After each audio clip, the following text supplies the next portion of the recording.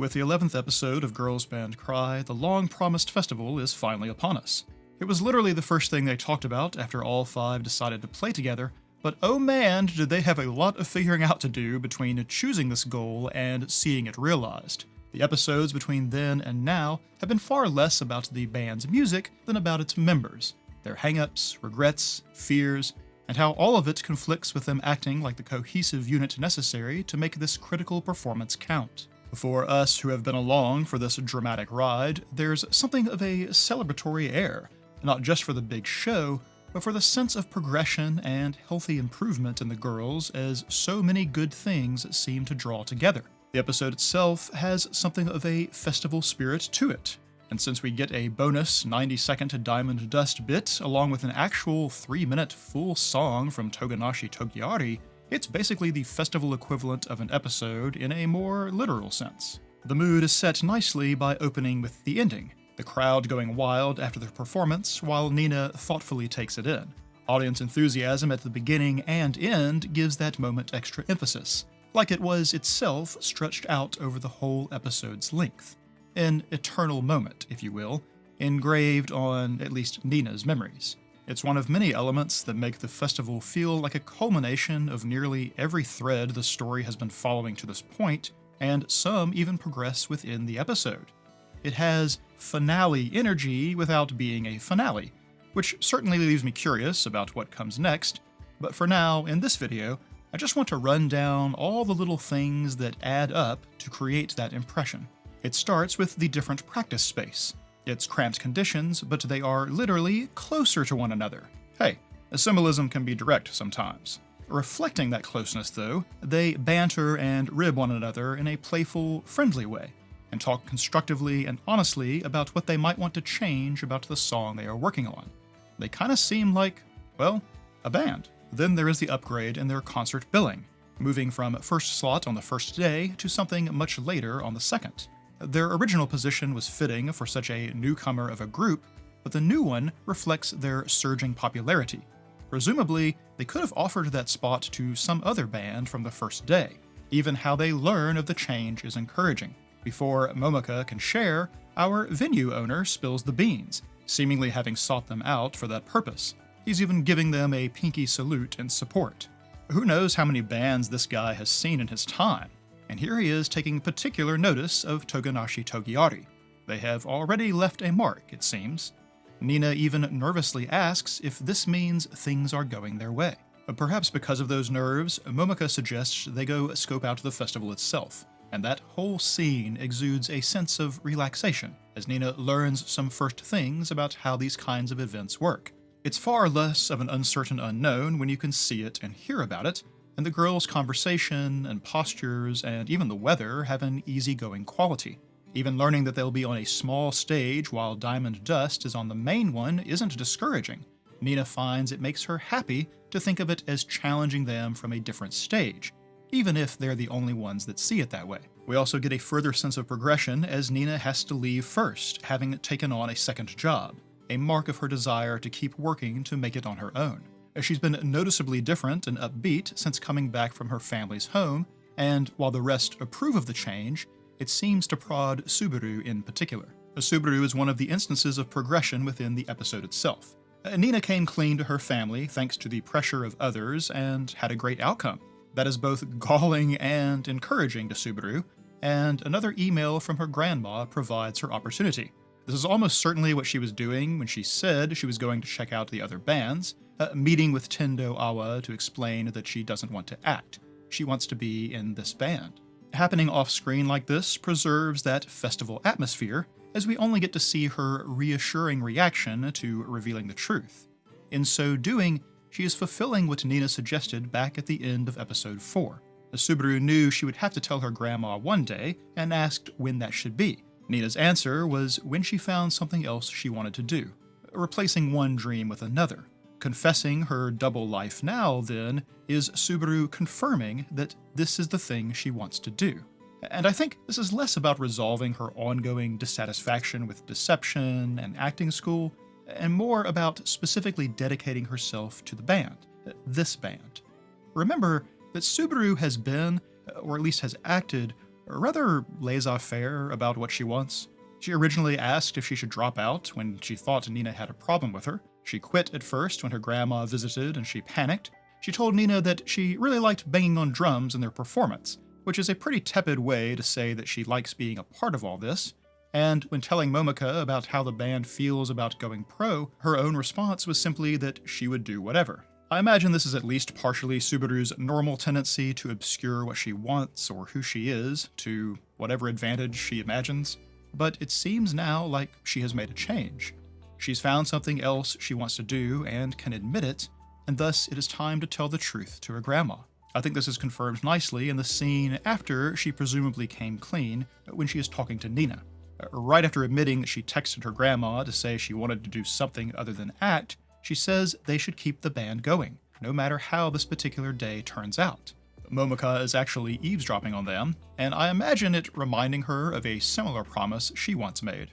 Subaru also shares an inspiration from another festival, a drummer who talked about watching the rest of the band's backs from where he sits, and Subaru has adopted that mindset, which is something that we have noted regularly. Then she lays out this not very sugar-coated appraisal of Nina, but includes her qualities of never lying and giving everything her all, and how it makes Subaru want to stick with her.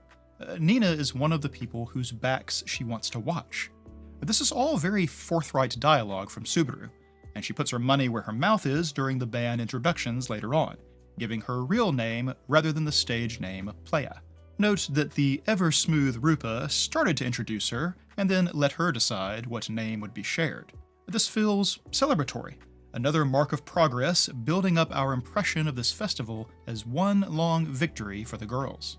Tomo had Subaru on the mind after also observing Nina's improved state, or maybe because she has this Tendo Awa doll that I am just now noticing, but either way, Tomo shares with Subaru and formerly with Nina a distance from her family. Rupa, in her usual way, touches but does not push Tomo on the subject, and Tomo asserts that no forgiveness or contact will be forthcoming. We see a new side of Rupa in this conversation as well. She who always smiles, whether berated by strangers or delivering criticism, is now crying, reflecting on how her family is only ash. Tomo may not want anything to do with hers, but at least she has the option. Rupa's willingness to be vulnerable like this with Tomo is a rare insight into their relationship. In fact, what we seem to have is found family. Rupa wanted her family connections, but they are gone, while Tomo wants a different family than the one she has, and it seems each has become that for the other. And in retrospect, Rupa's behavior towards Tomo is quite a bit more like a big sister than a friend, or especially just a fellow bandmate. Compare how Suzune acts towards Nina, for example. With this insight, it makes a lot more sense why Rupa has been patient with all of Tomo's bridge burning, while still prodding her towards making decisions she thinks will be good for her. Though that scene is of a far more subdued, even bittersweet nature, the reaffirming of their closeness emphasizes the healthy relationships among the girls. It is still among the things they can count as wins. And, along with Subaru's now resolved situation, their parts in this conversation get reflected by imagery in the final number that also hints at progression. Rupa's is of the time just after her family's death and her grief, but feature a Rupa with long hair. While we may never know the details, cutting one's hair is often visual shorthand for some dramatic life change. Whatever that was for Rupa had already happened before the series began, but I think hints that she moved past what haunts her long ago, making her all the better equipped for supporting the other four in their season of trials. Tomo's part of the song imagery shows her burning her childhood rewards, which is really just severing ties to her past, but we see this woman show up at the festival entrance looking uncertain. In context, it's most likely Tomo's mother, bearing some resemblance to the stylized imagery we'd already seen, and sporting a little necklace with a hair bow, a visual link at least to Tomo and her accessory of choice. A barest hint towards some movement for her situation, sure, but it means her conversation with Rupa is not as resolved as she believes. There is hope, then, that she won't be the lone member still unreconciled to her past. Mine is also here as a nice surprise, piling even more delight into the day for Momoko and Nina alike. To Nina in particular, she offers encouragement about having the look of a singer. And then, another surprise. The girl from the premiere that clashed with Momoko but then joined in on the impromptu performance has sought them out. Specifically, she wanted to be introduced. She's Kyoko. Hi, Kyoko. Because she's a huge fan of Nina's voice. In fact, she wants her to sing with her sometime, and basically fangirls her way into their tent to take selfies. This is yet another instance of the series giving us a framework of plausibility for the girls' rapid rise in popularity, showing the positive in-universe reaction to their performances such that we accept their success. But Kyoko is also just the latest in a line of characters that the band members have expected to be antagonistic, only to learn that they are not. Subaru no doubt expected pushback from her grandma, but we see Tendo attend the concert with what even seems to be a smile of approval. Nina feared the worst, returning to face her family, and especially her father, but that whole situation has turned around, and he, too, watches the concert and smiles, even bobbing his head to the music to the amusement of his wife and daughter. And though I do want to boo the man for not attending in person, the fact that he can watch it on his phone means lots of other people can too, so the potential reach of this festival performance may be far indeed. So add that to our growing pile of optimism. Tomo had presumed her bandmates would be antagonistic to criticism and learned she was wrong to her delight. And the early scene in the practice room is more confirmation that they can collaborate constructively. And Momoko had feared the worst when it came to the feelings her former bandmates harbored, only to learn no such hostility or regret existed after all. And in fact, Diamond Dust is the next thing that contributes to this finale but not a finale festival feeling, as the girls unite to go watch their concert from the very back. Diamond Dust specifically choosing something far more rock-inspired may be in response to fan skepticism, as Momoko suggests, but in the context of Nina's challenge, it seems more like an answer in kind. If Togonashi Togiari is going to steal Diamond Dust's original fans by being the more authentic rock band, then coming out with something more rock-like than idol-like is throwing the gauntlet down and raising the difficulty level at the same time. You're not the only group who can improve their performance with practice, you know. Then, starting with Hina, the challenge is made more explicit, calling out those in the very back and raising the pinky, and the rest join in. It's amusing to have Tomo be the most annoyed by that, she that normally acts like she's too cool for their little bit, but to me, having Diamond Dust throw out the pinky birds is more cause for celebration. They're the bigger deal here, professionals on the main stage, and just ignoring Nina's provocation does them no harm. Co-opting the pinky shtick in front of their own fans is acknowledging the challenge. It legitimizes the rivalry. DD fans in that concert are going to ask one another what that whole thing was about, and some of them will learn about being a thing that some band called Togonashi Togiari does, and it turns out that's the band that their former member Momoko started, and so on. And now, indeed, some of their fans will check out these rivals. But even if none of that happens, it certainly helps stoke a little fire in the girls for their own later performance, so thanks for the assist. Rupa even does her own version of the Diamond Dust song's opening for her sound check, despite just hearing it. Talk about throwing the gauntlet right back. And then, all of these promising or motivating little moments add up to the awaited performance, the most important show of their lives, as Momoko puts it, before telling Nina to go hit the crowd in the emotions with their song. Though Nina is the first one hit, seemingly, choking up over the moment. The anticipation has built up throughout the entire episode until the atmosphere is charged like before a storm, on the verge of release. And in fact, it is even raining when they take the stage. There are some dedicated initial fans out there. I've mentioned how this episode saw a lot of threads drawn together, and yet another is this kind of icebreaker moment when Nina does finally play guitar on stage, in an impressive demonstration of her inability for the crowd's amusement. Nina's signature halting introduction and the banter it generates likewise ease the nervous edge and further endear them to the crowd. Then comes time for Nina to introduce the song.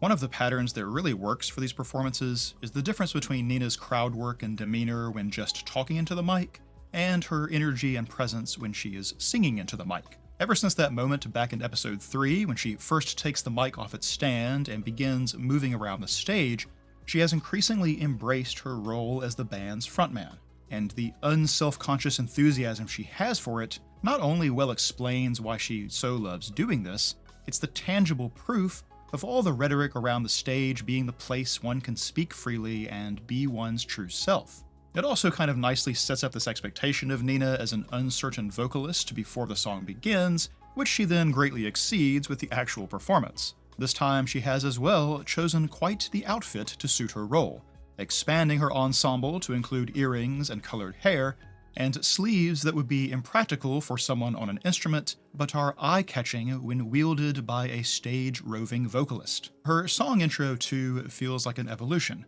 seeming far more in control and sophisticated. And though she will still build to the song cue as before, there is first this slight drawing out of the moment that brings special emphasis to what is to follow.